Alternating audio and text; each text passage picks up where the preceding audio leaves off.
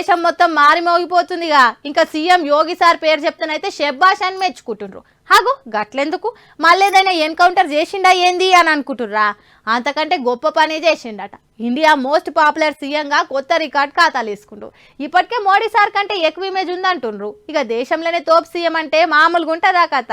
UP CM సార్ది మస్తు జోరుంది పో. యోగి sir తోపు, దమ్ముంటే ఆపు అన్నట్లే అయిపోతుంది సార్ కథ రోజు రోజుకు. ఇప్పటికే ఫ్యూచర్ పీఎం మోడీ సార్ తర్వాత యోగి సారే దేశాన్ని నేలేది అని ఎప్పటి సందో ప్రచారం జరుగుతుంది. మోడీ సార్ కూడా 1-2 సార్లు బాగా చెప్తా చెప్పిండు. ఇంకా యోగి సార్ చేసిన కొన్ని జెట్పట్ పనులు ఆయనకి ఇంకింత పేరు తీసుకొచ్చినాయి. ఇక అవి ఇవి అన్ని కలిసి సార్ ను పాపులర్ సీఎం చేసినాయి. ఇక ఇదిట్లుంటే ఇంకో దిక్కు సోషల్ మీడియాలో కూడా ఊపుతుండట సారు. దేశంలోని అందరు సీఎంలల్లా యూపీ సీఎమే ఎక్కువ ట్విట్టర్ ఫాలోయింగ్ సంపాదించుకుందని చెప్తున్నాయి ట్విట్టర్ లెక్కలు. ఆయన ట్విట్టర్ అకౌంట్ ఫాలోవర్లు హిసాబు 27.4 మిలియన్ల మార్కు దాటిపోయిందట. యోగి సార్ తర్వాత ఢిల్లీ సీఎం కేజ్రీవాల్ సార్ కు ఎక్కువ ఉండట ఈ ఫాలోవర్లు. Kejriwal sir personal Twitter account ను 27.3 మిలియన్ మంది ఫాలో అవుతుండట.